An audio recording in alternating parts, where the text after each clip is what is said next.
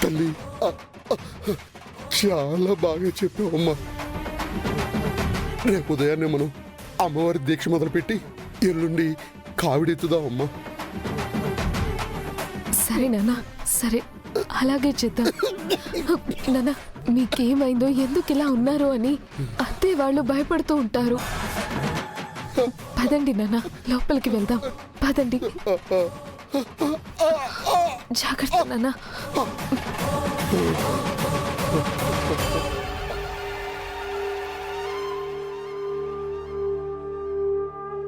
జగన్నాథ, ఏమిటయ్యా నీ లీల? ఆ బాలికకు వచ్చిన కష్టమునకు సమాధానము వీరికి ముందే తెలిసేటట్లు చేసితివా? నీకు శతకోటి వందనములు.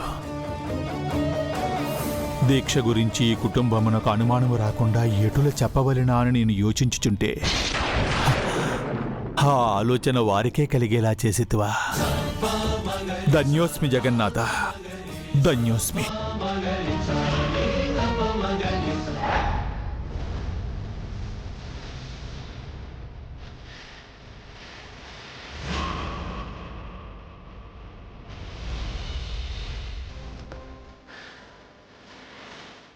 అసలు వాడికి ఏం కావాలి? అసలు మన ఇంటి నుంచి ఏం తీసుకెళ్లాలని ఇన్ని రోజులు మన ఇంటి చుట్టూ తిరిగాడు? అంజు బర్త్డే రోజు ఎందుకింటికి వచ్చాడు? ఎవరిని కలిశాడు? ఏం తీసుకెళ్ళాడు? మన ఇంట్లో వాడిని కలిసే అవసరం ఎవరికుంది?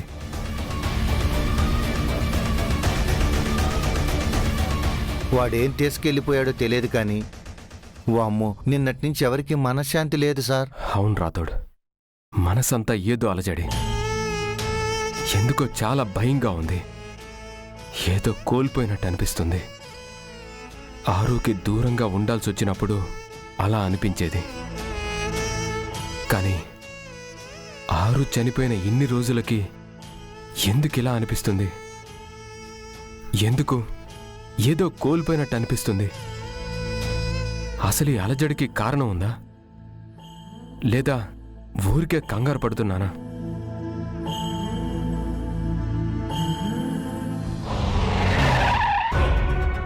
ఓ, ఈ ముసలోణ్ణి. ఏ ముసలోడా, పొద్దున్నే చావటానికి ఈ కారే దొరికిందా నీకు? నేను బ్రేక్ వేయటం కొంచెం లేట్ అయ్యి ఉంటే ఏమై ఉండేదో తెలుసా నీకు?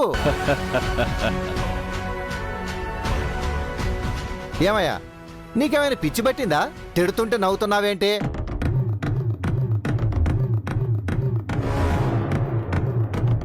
రాథోడ్ సార్, ఆయన్ని రోడ్డు దాటించినా వెళ్దాం, టైం అవుతుంది.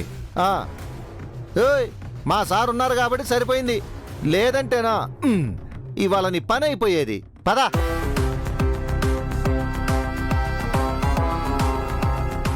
అయ్యా మహానుభావా, నీ బండి పక్కన పార్క్ చేస్తే మా బండి తీసుకొని మేము వెళ్తాం.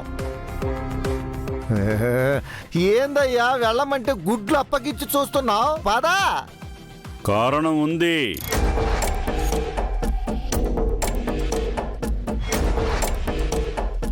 దేనికి? కారు కింద పడటానికా? పదవయ్యా. కారణం ఉంది. ఆ అలజడికి కారణం ఉంది.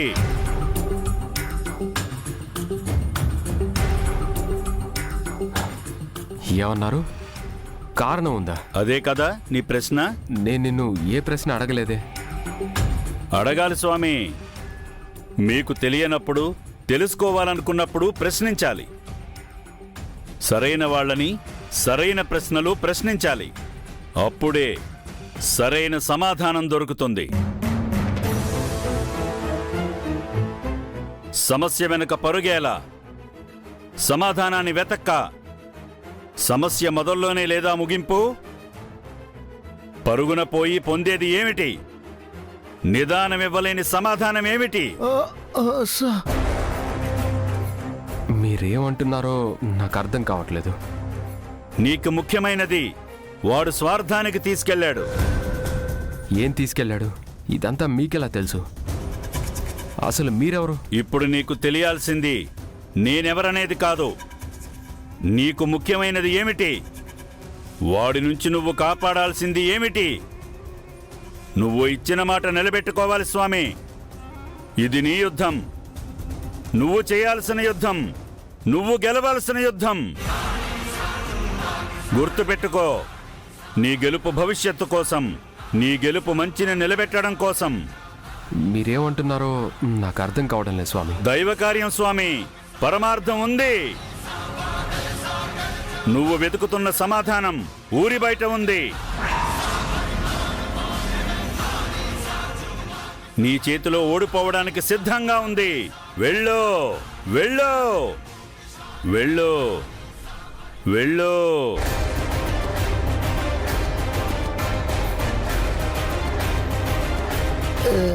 ఏంటి సార్, అసలు ఇప్పుడు ఏం జరిగింది సార్? వచ్చాడు, ఏదేదో చెప్పాడు, అర్థం అయ్యి అవన్నట్టు చెప్పాడు, వెళ్ళిపోయాడు.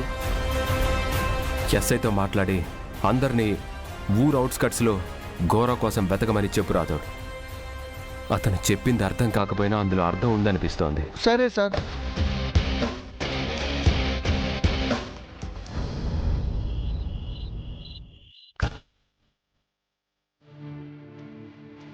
అమృతంగా మారిందాయి శాంతం, వీరమవుతూ పెడుతుంటే ఘోష, జీవం నా చావు పొందిందా శ్వాస, వేదాల ప్రశ్నేదో వాలిందంటే బంధించేది కాదా, పోతున్న భయమంటూ పోవాలంటే దాగున్న సత్యాన్ని వెతకాలన్నా.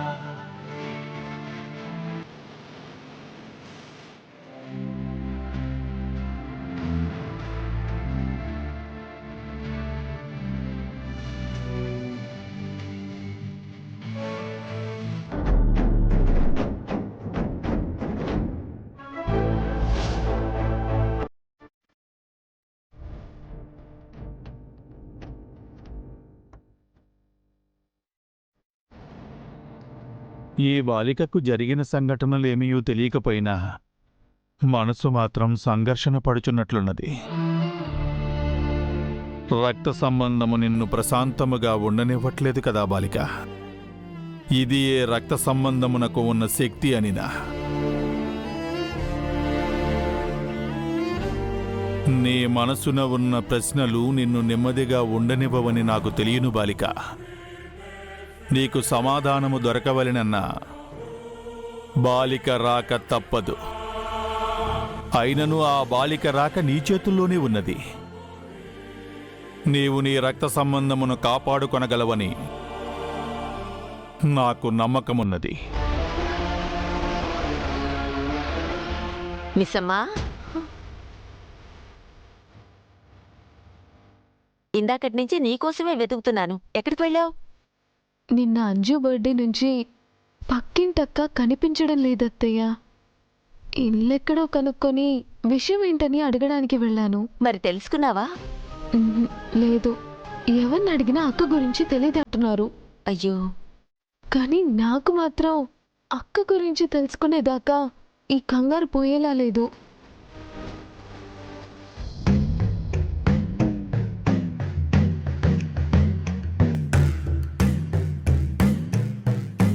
నిన్న ఆ ఘోర ఇంటికి రావడం, అప్పట్నుంచి ఇంట్లో అందరి మనసు కీడు శంకిస్తూ ఉండడం, ఇలా జరిగేవన్నీ చూస్తుంటే మనసెందుకో భారంగా ఉందమ్మా.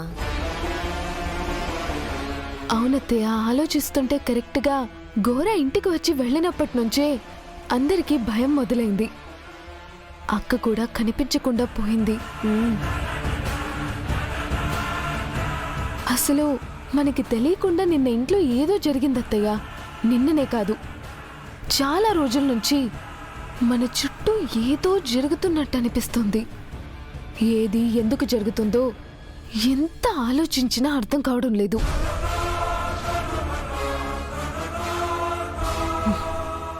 ఎటు చూసినా ప్రశ్నలే కానీ సమాధానాలు దొరకడం లేదు.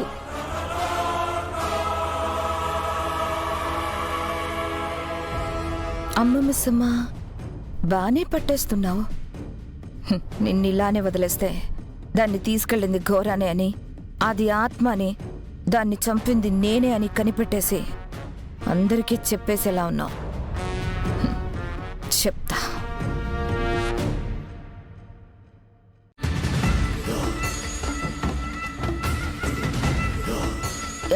ఏమైందండి? దేని గురించో సీరియస్గా మాట్లాడుతున్నారు? పక్కింటక్క గురించి. నిన్నటి నుంచి కనిపించడం లేదు.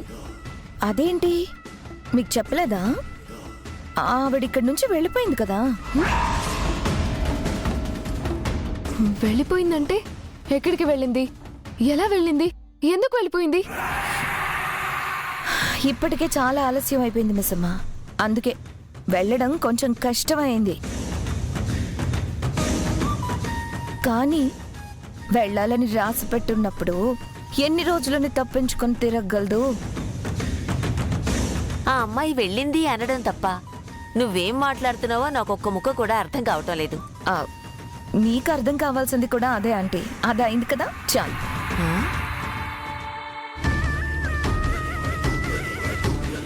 అక్క ఇక తిరిగి రాదు. రాలేదు. నువ్వు మర్చిపోవడం బెటర్ మిస్ అమ్మా. సరే ఆంటీ, నాకు చిన్న పని ఉంది, నేను బయటకు వెళ్ళొస్తాను.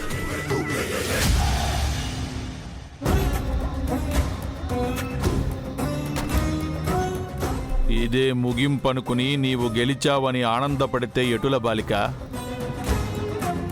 ఆట మొదలైనది ఇప్పుడే కదా. ఫలితము మాత్రము నీకు అనుకూలముగా మాత్రము ఉండదు.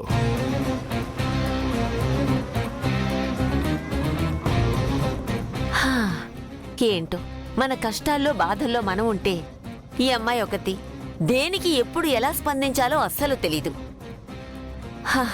పదమిస్సమ్మ, మనం లోపలికి వెళ్దాం.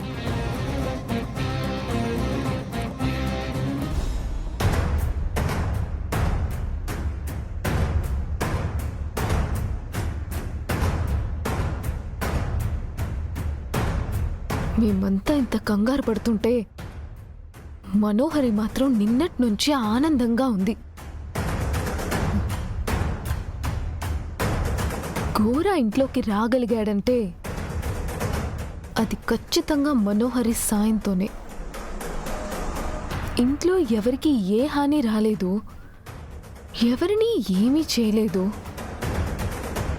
మరెందుకు ఘోర అంత ఆనందంగా వెళ్ళాడు?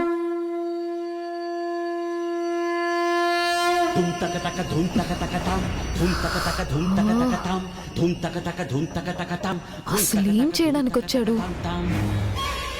మనోహరిని చూస్తుంటే ఖచ్చితంగా ఏదో పెద్ద ప్లాన్లోనే ఉన్నట్టు అనిపిస్తుంది. అదేంటో కనిపెట్టి ఆపకపోతే ఇంట్లో అందరం బాధపడాల్సి వస్తుంది. ఎలాగైనా కనిపెడతాను. ఆ మనోహరి దుశ్చర్యలపై సదుద్దేశ్యంతో నీవు చేయు ఈ పోరాటములో నీకే విజయము వరించవలనని మనస్ఫూర్తిగా ఆకాంక్షిస్తున్నాను. విజయీభవ.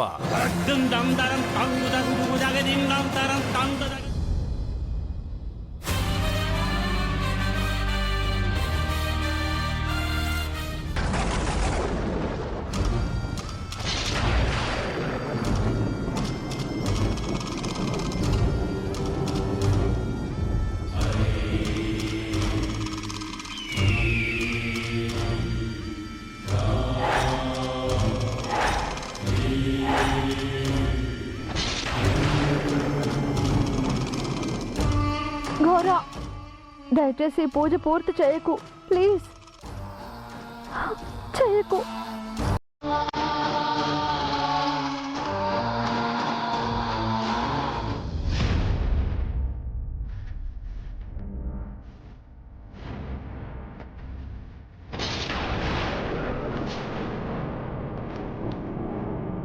దేవుడా, ఎలాగైనా నన్ను కాపాడు.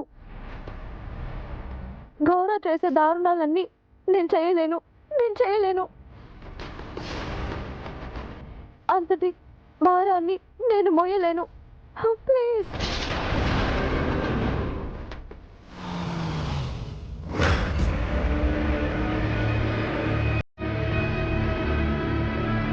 రాథోడ్ సార్, అటు వెళ్ళు.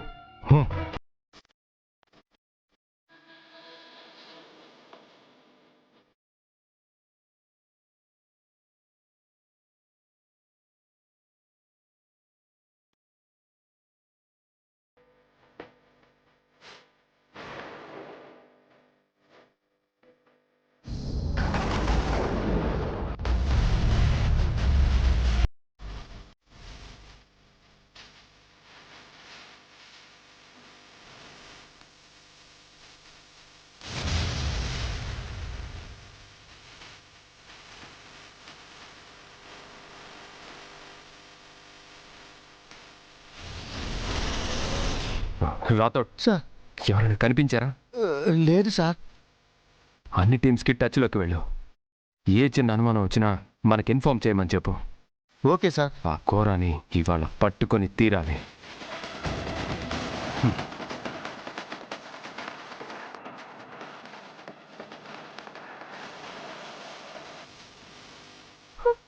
దేవుడా ప్లీజ్ నన్ను కాపాడు ప్లీజ్.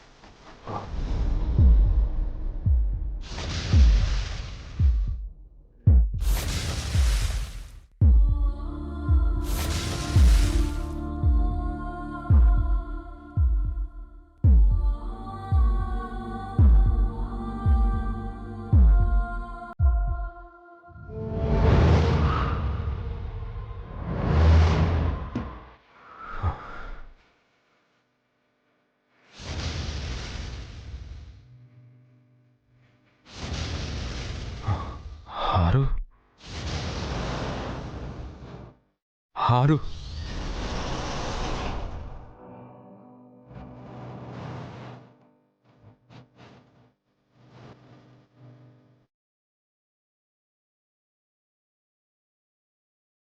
ఏమైంది సార్? ఎందుకో ఆరు మాటలు వినిపించినట్టయింది రాథోడ్. మనసంతా ఎందుకో భయంగా ఉంది. ఎవరి మీదనో తెలియటం లేదు, కానీ చాలా కోపంగా ఉంది. మనిషిని ఇక్కడున్నా కానీ మనసు ఎక్కడెక్కడో తిరుగుతోంది.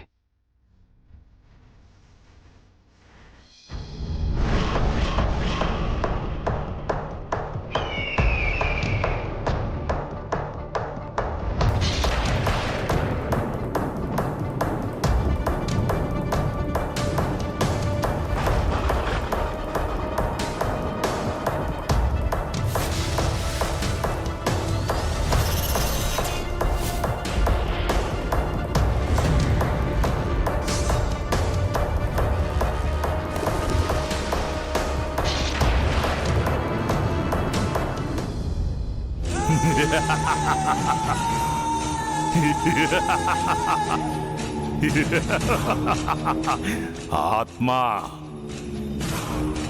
ఇప్పటినుంచి నువ్వు నా బందీవి, నా బానిసవి. నా మాటే నీకు శాసనం. ఈ ఘోర లోకాధిపతి అయ్యాడు.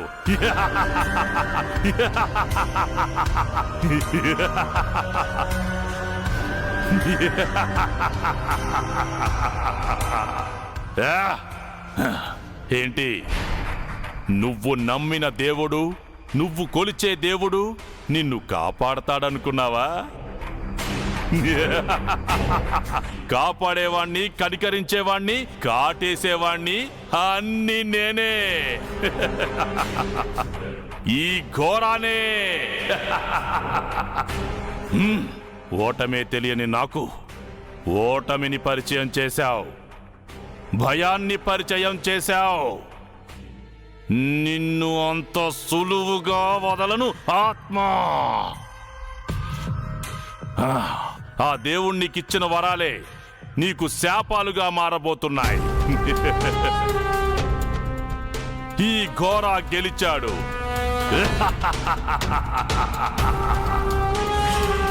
మరి నేనెప్పుడు గెలుస్తాను గోరా? నీ పని అయిపోయిందని నా పని పక్కన పెట్టేవు కదా.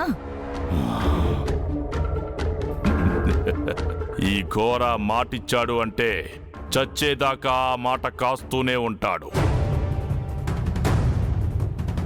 నీకున్న కష్టాలన్నీ తీరుస్తానని మాట ఇచ్చాను. తీర్చాకే నా పని మొదలు పెడతాను.